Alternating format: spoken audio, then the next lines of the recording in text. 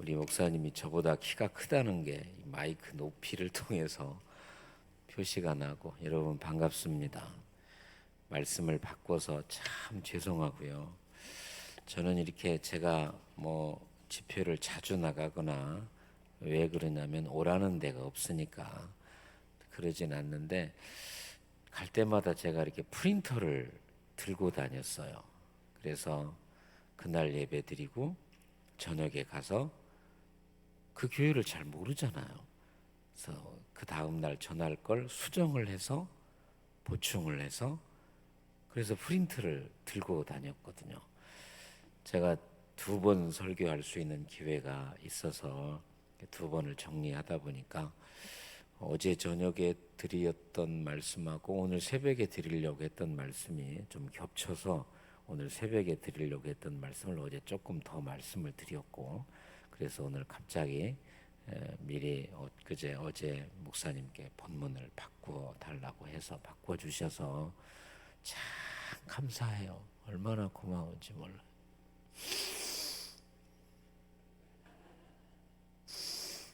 제가 비염이 좀 많았어요. 그래가지고 새벽에 나오면 이 코를 푸는 게 아주 습성이 돼가지고, 이걸 제가 자주 했어요. 그런데 이게 제가 아주 트레이드 마크가 돼가지고, 제가 이렇게 하면 다 웃어, 우리 성도들이. 저는 인생을 살면서 한 방을 믿지 않거든요. 한 방. 여러분, 한 방이 어디가 있어요? 한 방 없어요. 근데 우리 교회 장로님이, 목사님, 서울에 어디 가면 주사 한 방이면 비염이 1년 동안 치료된다고 그래서 속으로, 장로님 인생에 한 방이 어디가 있어, 그래가지고 치료받으면 이비인후과 의사들 다 굶어 죽겠다, 안 갔어요. 제가 굉장히 심했거든요. 근데 자꾸 장로님이 저한테 권면을 하셔서 제가 갔어요. 갔다 와서 제가 말이 바뀌었어요. 아, 인생은 한 방이 있구나. 그래서 딱 주사를 한 번 맞아요. 아무것도, 피부과인데 가면 다 이런 사람들이 와. 피부과인데 이런 사람. 그래서 주사 35,000원, 36,000원짜리 딱 한 방 맞잖아요. 그러면 오 그래요. 그래. 그래서 제가 코를 많이 흘려서, 제가 우리 목사님, 우리 교회한테, 여러분 나 이 교회 떠나면 다음 목사님 청빙할 때 자격 조건 1번, 코가 괜찮은지를 봐라, 내가 그랬거든요.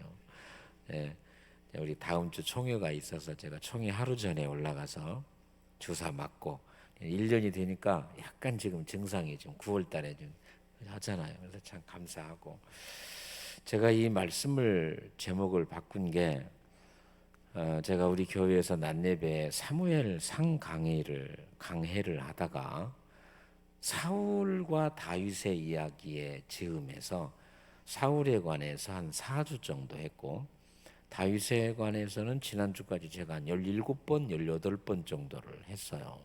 이제 다음 주, 그 다음 주까지 하면 다윗에 관한 강의가 끝날 것 같은데, 사울과 다윗에 대한 강의를 할 때 이 사무엘하 3장 1절, 사울의 집과 다윗의 집의 전쟁이 오래였는데 다윗은 강해지고 사울은 약해졌다. 우리가 잘 아는 말씀인데 왜 그럴까? 서울 포드처치를 담임하시고 찬양 사역자이며 목사이신 원유경 목사님이 쓴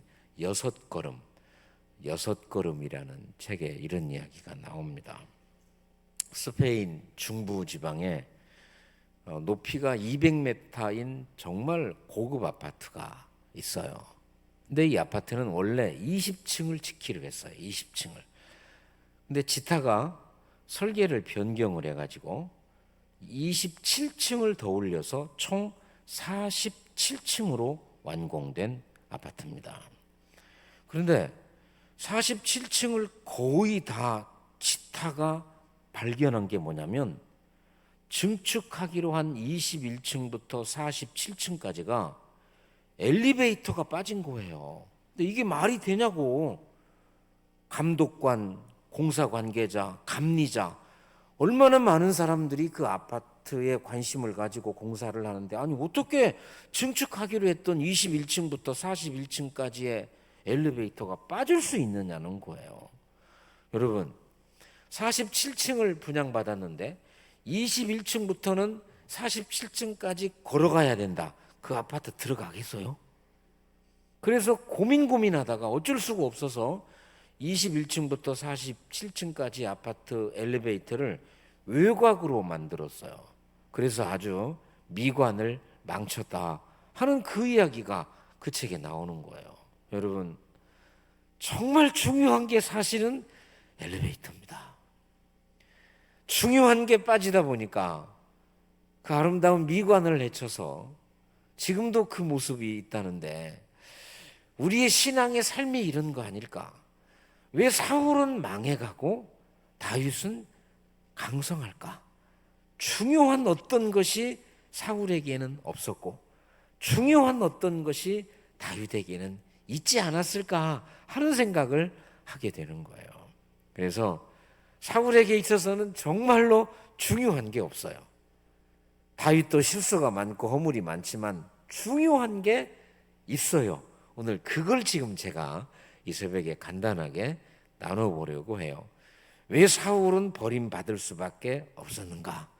왜 사울은 내 마음에 합한 자가 되어 하나님에게 평생 쓰임받는 다윗의 소중한 은혜가 있었는가를 간단하게 이 사울과 다윗의, 그래서 제목이 왜요? 왜? 자, 그러면 사울이 버림받아요. 사울은 왕이 되고 2년째, 등극 2년째 해에 하나님 앞에 아주 철저하게 버림받습니다. 사울이. 그 버림받은 수많은 이유 가운데 하나가 교만이에요. 교만. 어제 제가 말씀드린 것처럼 토마스 아퀴나스는 교만은 모든 죄악의 어머니다 그랬어요. C.S. 루이스는 이런 얘기를 합니다. 교만에 비하면 다른 죄는 벼룩에 물린 자국에 불과하다. 교만의 죄가 얼마나 크면 다른 죄는, 물론 여러분 우리가 다 죄죠. 큰 죄, 중세시대, 대죄, 소죄 나눈 게 있지만 교만에 비하면 다른 죄는 벼룩에 물린 자국에 불과하다라고 말할 정도로 교만은 모든 인간의 죄악의 뿌리입니다. 잠언 16장 18절, 교만은 패망의 선봉이고 거만한 마음은 넘어짐의 앞잡이다라고 말할 정도로 교만은 우리의 모든 신앙의, 우리 삶의 근간을 흔드는 엄청난 죄가 교만이다. 자, 그러면 사람이 교만해지면 여러 가지 특징이 있는데 두 가지 특징이 있어요. 첫 번째, 사람이 교만해지면 은혜를 잃어버려요. 참 이상해요. 모든 사람에게 나타나는 거예요. 모든 교회에게 나타나는 거예요. 모든 가정에, 모든 민족에 나타나는 거예요. 은혜가 상실되면, 은혜를 잊어버리고 은혜를 잃어버리면, 교만해지면 은혜를 잊어버리고 은혜가 이루어지게 된다는 거죠. 감리교 선교사님 가운데 안찬호 선교사님이라고 있어요. 이분이 아프리카 케냐 마사이족에게 복음을 전하는데, 이분이 꽤 오래전에 들어쓰심이라는 책을 썼거든요. 제가 그 책을 참 재밌게 읽었고 그 책에 나오는 예화를 제가 설교 때 많이 인용했는데, 작년 1월 달에 신문에 보니까 이분이 박사학위를 감리교 신학대학에서 유기성 목사님하고 같이 박사학위를 받기 위해서 입국을 했다는 거예요. 그래서 연락을 해서 우리 교회에 초청을 했습니다. 그래서 제가 그분의 선교 사역을 듣기 전에 밥을 먹으면서 제가 뭘 물어봤을까요? 선교사님, 진짜 그 책에 나와 있는 게 사실이냐고 정말 제가 궁금했거든요. 그러니까 사실이고 그 위에 것도 많습니다. 이제 그 책에 이런 얘기가 나옵니다. 안찬호 선교사님이 그 강원도 태백의 탄광의 출신입니다. 별로 공부에 관심이 없어가지고 싸움질하고 그래서 고등학교를 퇴학당했어요. 그래 중퇴인데 퇴학을 당한 거죠. 그래서 고등학교도 나오지 못하고 이제 이렇게 저렇게 하다가 싸움을 해가지고 몸이 다쳐서 병원에 입원했는데 간호사가 이뻐. 그래서 그 간호사를 꼬시려고 뒤를 따라가 보니까 이 간호사가 어디를 가요? 교회를 가는 거야. 그래서 그 간호사를 꼬시려고 교회를 갔다가 예수를 믿고 감리교, 강원도에는 감리교가 많잖아요. 감리교의 신학대학 공부하고 지금도 아프리카 케냐 마사이족에게 복음을 증거하는 선교사님이 됐거든요. 여자가 이렇게 중요해. 여자가 이렇게 중요해. 남자는 한 귀로 듣고 한 귀로 흘러. 그런데 여자는 두 귀로 듣고 입으로 나와. 그래서 여자가 무섭고 여자가 중요한 거예요. 어쨌든 그래서 이제 이분이 이제 그 고등학교 중퇴하고 이제 어느 회사에 취직을 했는데 그 회사에 중장비를 운전하는 사람을 외국에서 고가의 중장비가 들어왔어요. 그래서 그 중장비를 운전하는 사람 한 사람을 뽑는데 1차는 영어 필기고 2차는 영어 프리토킹 면접이요. 제가 말씀드린 것처럼 이분은 공부를 안 했어요. 쌈박질 하다가 고등학교도 퇴학당했어. 말이 중퇴고 실제로는 퇴학을 당한 거예요. 그런데 1차 영어 필기 시험에 이분이 합격을 한 거예요. 어떻게 합격을 했냐면 시험 보러 들어가서 옆에 있는 사람한테 자기 문신을 보여준 거예요. 알지? 그래서 이분이 이제 1차는 영어 시험을 합격을 했어요. 근데 2차는 영어 프리토킹이야. 근데 이분이 오기가 있어요. 그래서 무슨 생각을 했냐면 내가 일찍 면접장에 가가지고 무엇을 물어봤는가를 알려주면 돼. 그걸 그대로 가서 외워가지고 영어 면접장에서 그렇게 말하리라 하고 면접장에 가니까 자기가 면접 번호가 2번이요. 2번. 여러분 2번이면 그놈 나오면 나 들어가야 돼. 뭘 물어봐. 물어보지도 못하고 두 번째 면접장에 들어간 거예요. 그런데 얼마 후에 합격자 명단 한 사람이 나왔는데 안찬호가 합격자 명단에 나온 거예요. 나 진짜 이거 물어보고 싶었다니까. 그러고 내가 진짜냐고 하니까 진짜다고 그러더라고. 근데 이분이 딱 들어가서 뭐라고 말했냐. 예수 믿으니까 면접관한테 가서 할렐루야 하고 들어간 거예요. 그리고 나서 딱 세 마디 했습니다. Yes, No, Okay. 이 세 마디 한 거야. 들어갈 때 할렐루야, Yes, No, Okay. 그런데 얼마 후에 합격자 명단에 이분이 나온 거야. 나중에 알고 보니까 이런 거예요. 할렐루야. 면접관이 묻습니다. 당신 예수 믿어? Yes. 당신 대학 나왔어? No. 떨어져도 괜찮아? Yes. 무슨 오케이. 무슨 뜻인지도 모르지만 당신 예수 믿냐? Yes. 대학 나왔냐? 안 나왔잖아요. 무슨 의미도 몰라. No. 떨어져도 괜찮냐? 오케이. 저는 이 은혜가 그분에게만 있는 것이 아니라 오늘 우리에게도 있는 거예요. 우리가 뭐 알아서 뭘 잘해서 이 자리까지 왔습니까? 하나님의 은혜예요. 오직 하나님의 은혜예요. 여러분, 근데 교만해지면 이 은혜가 사라져. 사울이 교만했다라는 가장 큰 증거는 사무엘상 14장 35절에 나타납니다. 사무엘상 14장 35절에 이런 말씀입니다. 사울이 여호와를 위하여 제단을 쌓았는데 이것이 그가 여호와를 위하여 쌓은 첫 번째 제단이었더라. 아니 뭐가 이상해요? 사울이 하나님께 예배를 드렸다는데, 그리고 그것이 첫 예배였다는데 왜 이게 문제가 되냐? 사울은 이미 왕으로 부름받고 이스라엘의 왕이 된 지 꽤 오랜 시간이 지났어요. 그동안 은혜를 잃어버리고 예배를 잃어버린 거예요. 믿음의 사람들의 특징은 아브라함은 가는 곳마다 단을 쌓았어요. 참, 제가 깨지지 않는 법칙이 하나 있는데 한국에서 제가 웬만한 목사님들은 다 부흥 강사로 모셨거든요. 곧 우리 목사님도 모실 겁니다. 근데 제가 깨지지 않는 게 있는데, 저녁 예배는 많이 나오는데 그 다음날 새벽은 거의 반토막이 난다는 거야. 누가 오셔도 깨지지 않는 법칙. 저녁에는 꽉 차서 은혜를 받아요. 은혜를 받았다고 그래요. 근데 그 다음날 새벽은 반토막이 아니라 3분의 1토막 나는 게, 여러분, 사울이 하나님의 은혜로 이스라엘의 왕이 되잖아요. 그런데 그는 하나님의 은혜를 잊었어요. 교만에 빠졌어요. 그리고 이제 와서 하나님께 예배를 드리고 있는 거예요. 하나님, 예배가 생각나게 하여 주시옵소서.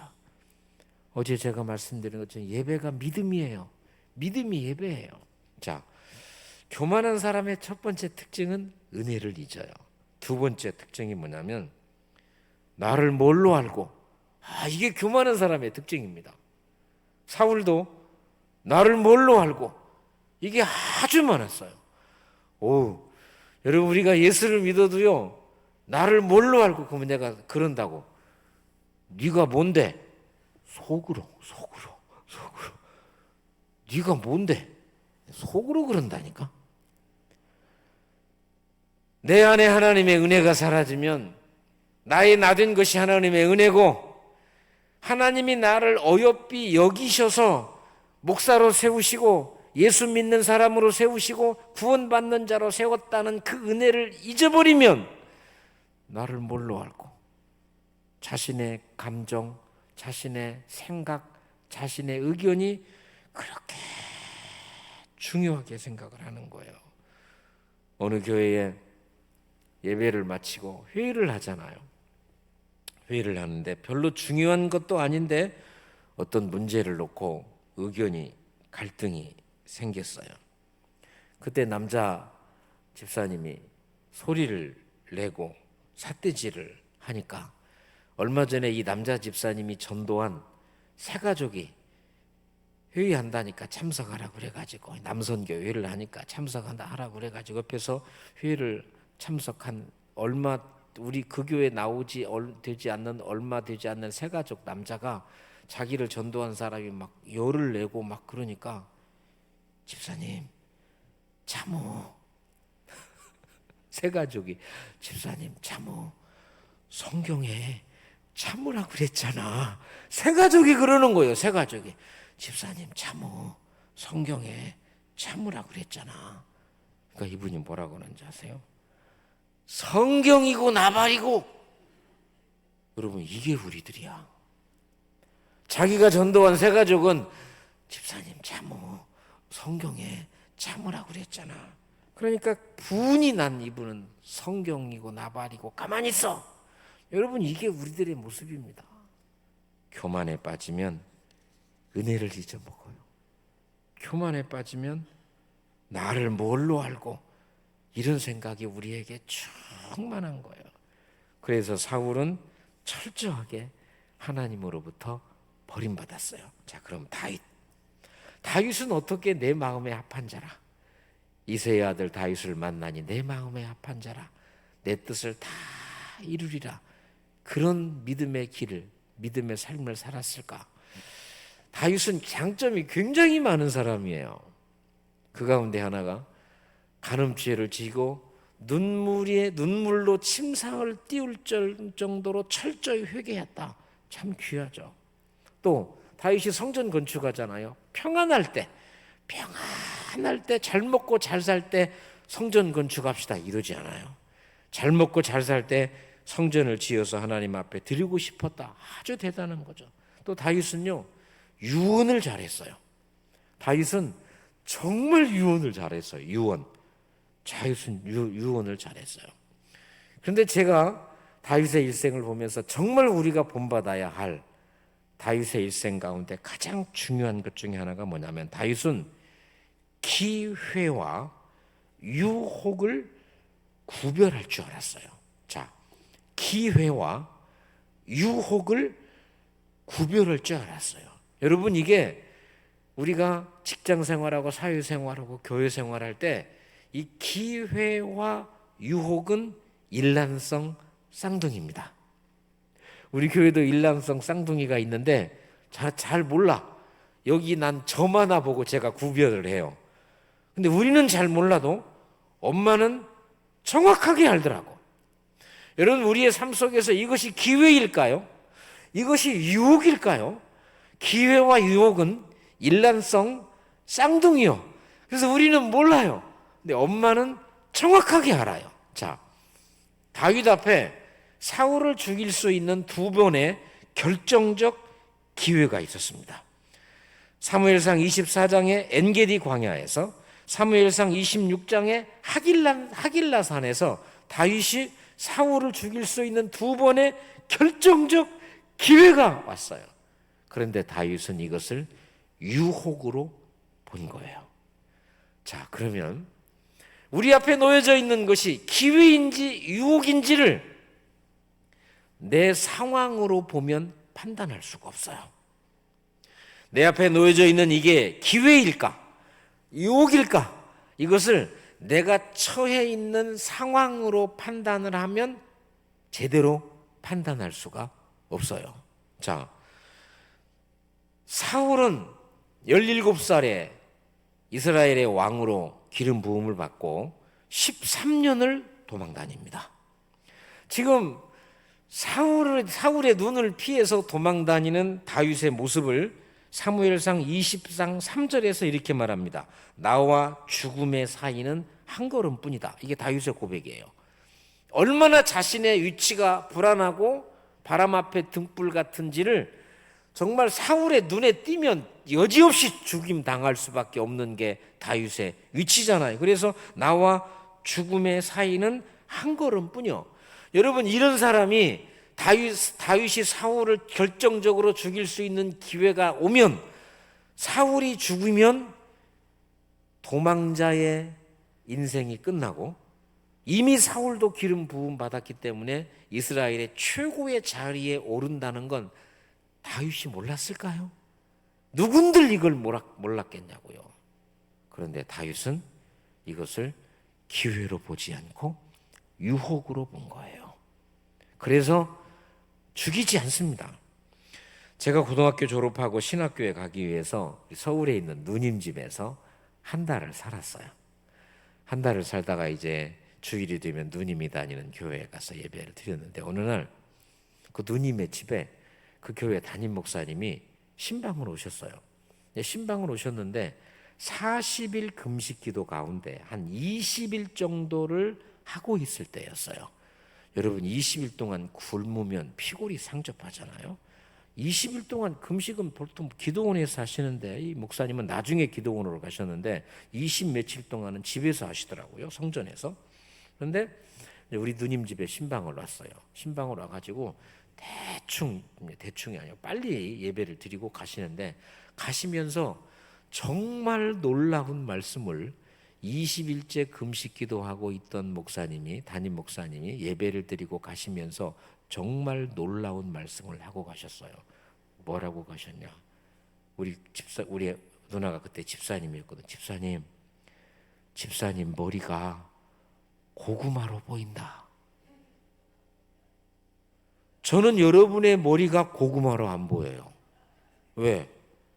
내가 배고프진 않거든요. 배고픈 사람의 눈에는 자기 교회 집사 머리가 고구마로 보이는 거예요. 내 상황으로 판단하면 기회인지 유혹인지 구분 못해요. 오늘 다윗은 도망 다닙니다. 저놈이 죽어야 내가 왕이 되는 거예요. 저놈이 죽어야 내가 이 도망자의 삶이 끝나는 거예요. 그래서 사람들이 말하잖아요. 죽여라. 그런데 다윗은 죽이지 않았어요. 이것은 기회가 아니라 유혹이라는 사실을 알았기 때문에. 또 하나, 기회와 유혹을 구분하기 힘든 게 뭐냐면, 나에게 조언해 주는 사람이 누구냐에 따라서. 그 사람들이 이 말합니다. 왕이여, 이건 하나님이 주신 기회입니다. 그렇게 말하는 사람이 누구냐면 다윗의 사람들이요. 다윗의 사람들은 다윗이 도망 다닐 때 끝까지 그 자리를 지켜줬던, 목숨 걸고 다윗과 함께 했던 다윗의 사람들, 변함없는 다윗. 여러분, 믿을 만한 사람이 기회입니다 라고 말할 때 그 기회를 떨치기가 쉬울 것 같아요. 사무엘상 26장에서는 아비새라는 사람이 말했거든요. 하나님이 주셨다. 아비새는 다윗의 신복 중에 신복입니다. 내 옆에 있는 사람이 정말 믿을 만한 사람입니다. 내 옆에 있는 사람이 정말 나의 신복 중에 신복입니다. 그 사람들이 말합니다. 하나님이 주셨다. 하나님이 주셨다는데 어떻게 그것을 유혹으로 봐요? 기회지. 어떻게 그게 유혹입니까? 기회지. 그런데 다윗은 죽을 것 같은 환경에 있었고, 다윗의 사람들, 자신의 신복 중에 신복이었던 아비새가 하나님이 주셨다라고 말하는 그 말을 떨치고 이것은 기회가 아니라 유혹이다 라고 하고 다윗이 사울을 죽이지 않잖아요. 한양대학교 유영만 교수가 끈기와 끊기라는 책을 썼어요. 참 좋은 책입니다. 끈기와 끊기. 핵심은 이겁니다. 끈기보다 소중한 건 끊기다. 우리는 오래 하는 게 중요하죠. 그럼요. 오래 하는 거 중요합니다. 우리 교회 표 가운데 하는 잘하는 것과 열심히 하는 것을 넘어 오래 하는 사람이 되겠습니다. 얼마나 하다가 그만두는 사람이 많으면 이런 걸 우리가 예배 드릴 때마다 우리 표까지 걸어놓고 잘하는 것과 열심히 하는 것을 넘어 오래 하는 사람, 끈기. 이분은 끈기 중요하지만 끈기보다 더 중요한 건 끊기다. 끊기를 잘못해서 멸망한 수많은 사람들의 이야기를 말하면서 이런 얘기를 합니다. 에베레스트 산을 올라갈 때 오후 1시가 되면 내 위치가 어디냐에 관계없이 내려와야 된다는 거예요. 에베레스트 산을 그냥 동네 산이 아니잖아요. 평생 한번 수년을 준비해서 그 산을 갑니다. 그런데 오후 1시가 되면 예를 들어 정상이 100m예요. 고지가 저기예요. 내가 저기 올라가면 태극기 꽂고 내 이름 올라요. 거기를 가기 위해서 얼마나 노력했어요. 그런데 오후 1시가 되면 정상이 100m를 남았든 50m를 남았든 내려와야 산다는 거예요. 이게 법칙이랍니다. 그런데 고지가 저긴데 조금만 더 가면 해서 끊기를 잘못해서 올라간 사람들은 거의 다 죽었고, 끊기를 잘해서 고지를 앞에 놓고 오후 1시가 됐을 때 내려온 사람들은 살았다 하는 그런 이야기를 해요.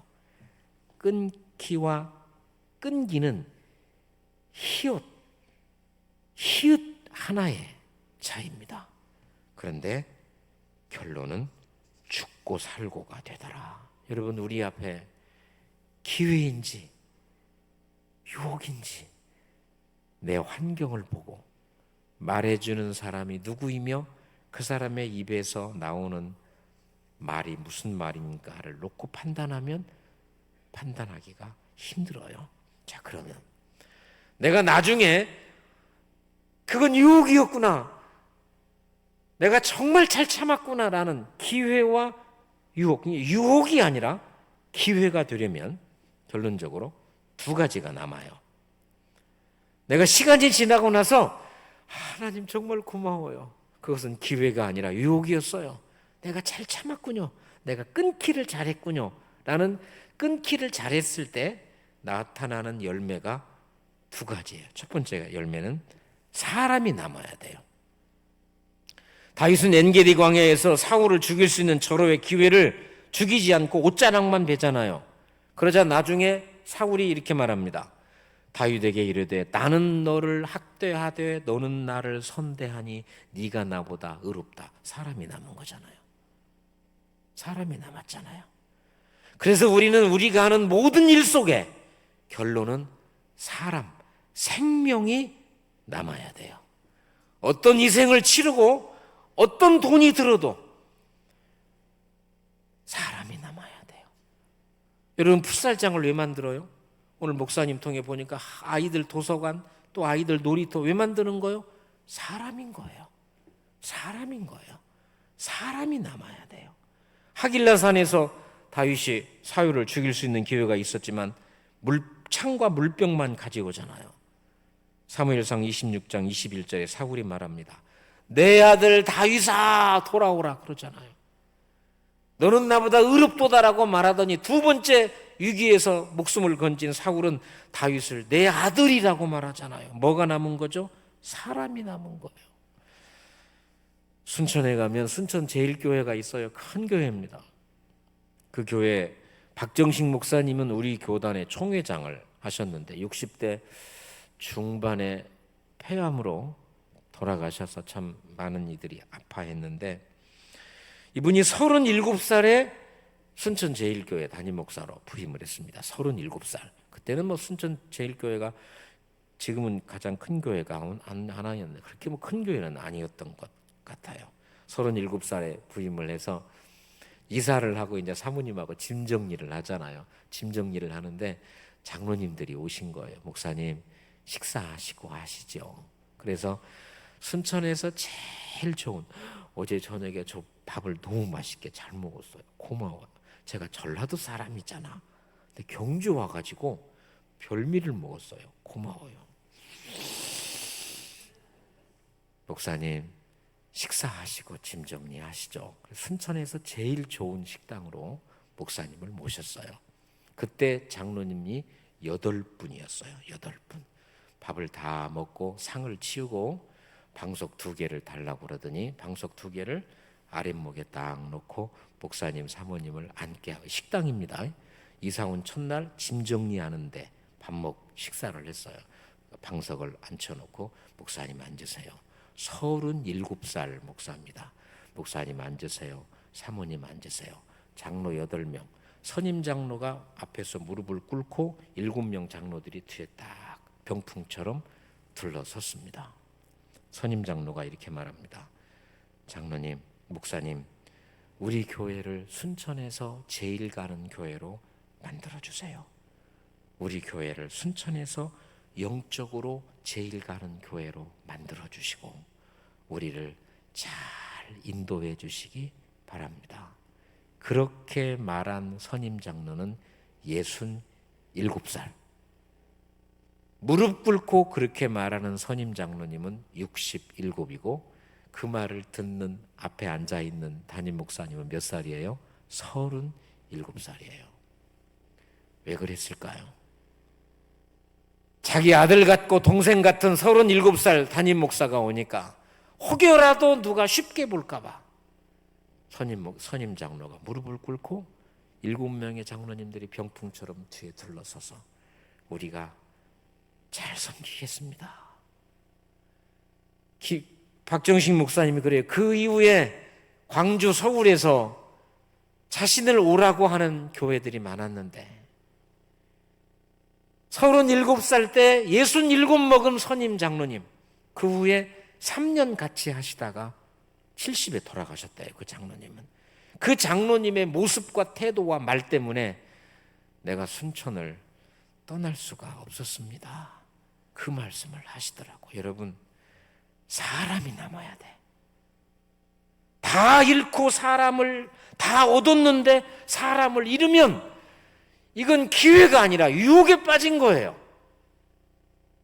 그런데 다 잃었는데 사람이 남았어요. 그러면 나는 기회를 얻은 거예요. 또 하나, 유혹이 아니라 기회가 됐다 하는 건 사람이 남아요. 또 하나는 말씀이 기억돼야 돼요. 여러분, 우리는 기회와 유혹이 일란성 쌍둥이이기 때문에 구분할 수가 없어요. 우리는, 여러분, 저놈이 죽으면 내가 왕이 되는데 안 죽여요? 나의 수하들이, 충성된 부하들이 기회입니다. 그것도 하나님이 주신 기회라고 말하는데 안 죽여요? 나는 죽일 것 같아. 여러분도 그럴 것 같아. 그런데 다윗은 그렇지 않았잖아요. 그러자 사람이 남았어요.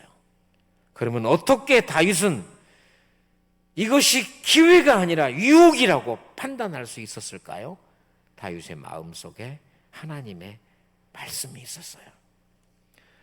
엔게디 광야에서 죽일 수 있는 기회 앞에 기회입니다, 기회입니다라고 말할 때, 하길라 산에서 아빗의 충복이 기회입니다라고 말할 때 똑같이 두 번에 걸쳐서 다윗이 아니다, 이것은 기회가 아니라 유혹이다라고 말할 때 했던 말, 이렇게 말합니다.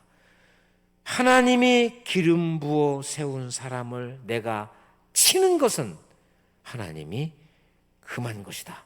두 번의 상황에서 똑같은 말을 해요. 하나님이 세운 사람, 하나님이 기름 부어 세운 이 소중한 사울, 나를 죽이려고 하고 혈안이 되어 있는 그 사울이지만 내가 사울을 죽일 수 없는 이유는 하나님이 손을 대야지, 하나님이 세운 사람을 하나님이 치든지 전쟁에서 죽이든지 그것은 하나님의 몫이지, 하나님이 기름 부어 세운 사람을 내가 죽이는 것은 하나님의 뜻이 아니다. 여러분, 어떻게 이렇게 말할 수가 있어요? 제발 재판하면서 교회 사람들이 쌈나서 재판해가지고 재판정에 서면 판사가 그런다며요. 그 성경 말씀 좀 인용하지 마세요. 그런다며요. 요 사람도 말할 때 성경 말씀 인용하고 저 사람도 말할 때 성경 말씀 인용하니까 교회 쌈나가지고 재판할 때 판사가 말할 때 제발 좀 성경 말씀 좀 인용하지 마세요. 그런 말을 한다며요. 같은 하나님의 말씀을 우리는 내가 이로울 때, 내 도움이 될 때, 나를 변론할 때 쓰잖아요. 그런데 다윗은 하나님이 기름 부어 세운 사람을 치는 것은 하나님이 금하신 것이다, 이것을 기회와 유혹을 판단할 때 썼어요. 그래서 다윗은 하나님 마음에 합한 사람이 된 거예요. 하나님 우리에게도 이런 말씀을 주세요. 내가 이로울 때만 나를 합리화시키기 위해서 성경을 쓰는 것이 아니라 기회와 유혹을 판단할 때 이 말씀을, 하나님 말씀이 있게 하옵소서. 하나만 더 이야기하고 끝낼게요. 저는 좋은 생각을 이렇게 우리 교회 도서부에서 구독을 해줘요. 좋은 생각을 참 잘 읽는데 좋은 생각에 이런 얘기가 나오더라고요. 한 2년 전에 이분이 아마추어 피아니스트입니다. 서울 서초동의 모차르트 홀을 빌려서 2시간에 30만 원 연습 대관료를 지불하고 그곳에서 이분이 피아노를 친 거예요. 근데 뭐 피아노를 잘 아시는 분은 알겠죠. 저는 처음 들었는데 그 피아노가 어떤 피아노냐면 스타인웨이 D274, 제가 찾아보니까 엄청 비싼 거더라고요. 스타인웨이 D274, 이게 3억 원 하는데 지금 훨씬 더 비싸. 30분 20분을 연습하는데 죄송해요. 2시간에 30만 원의 연습 대관료를 지불하고 모차르트 홀에서 그 꿈에도 그리는 스타인웨이 D274를 연주를 했다는 거예요. 근데 이분이 그걸 연주하고 나서 그 마음을 이렇게 표현한 거예요.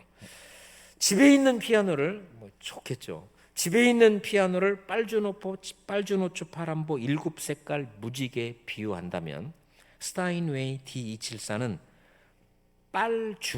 빨강과 주황색 사이에 20가지 색깔이 더 있다.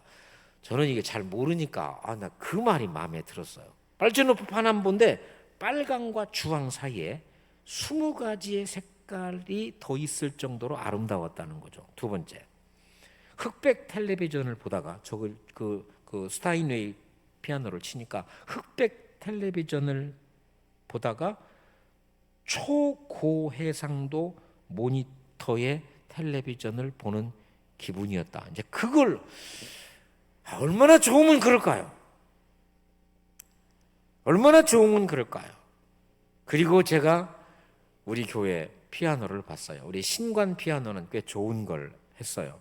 근데 구관, 우리 원로 목사님 우리가 지금도 예배드리는 구관에는 피아노가 있습니다. 거기에 이렇게 써 있어요.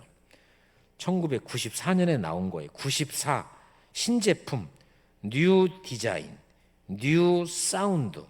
현이 길어 깊고 부드러운 소리 삼익 피아노 이렇게 나왔어요.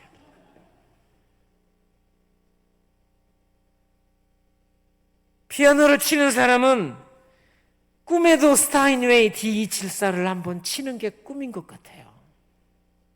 하나님도 하나님 입장에서 사울만 봤다면 아프겠죠. 근데 다윗 같은 사람이 있었잖아요. 저도 목회하면서 하나님 나도요 삼익 피아노 같은 사람 말고 스타인웨이 D274 같은 사람 없어요. 어디? 그런데 이런 생각이 들어요. 하나님은 스타인웨이 D274 같은 사람도 있지만 우리처럼 저처럼 우리 때 예수 믿은 저처럼 어머니는 하나님을 알지 못하고 돌아가셨고 아버지는 돌아가시기 전에 신학교 다니는 제 입을 통해서 겨우 주님을 영접하고 그 흔한 서리 집사 한 명도 없던 집안에 제가 목사고 우리 형이 장로님이고 우리 누나 권사님이고 우리 집안의 목사가 저 포함해서 3명이고 하나님 고마워요. 우리 집은요 스타인웨이 D274가 아니요 현이 길어 깊고 부드러운 소리 94 신제품 삼익 피아노 이거예요. 우리 집은. 그런데 지금도 쓰잖아. 하나님 내가 스타인웨이 D274는 아니어도 불러주신 하나님의 그 은혜를 가슴에 품고 불러주신 이 교회에서 경주중앙교회에서 죽도록 충성하며 잘하는 것과 열심히 하는 것을 너무 오래 하는 사람, 기회와 유혹을 구별하여 다윗같이 칭찬받을 수 있는 그런 사람으로 살아가시기를 축복합니다. 우리 같이 기도하죠.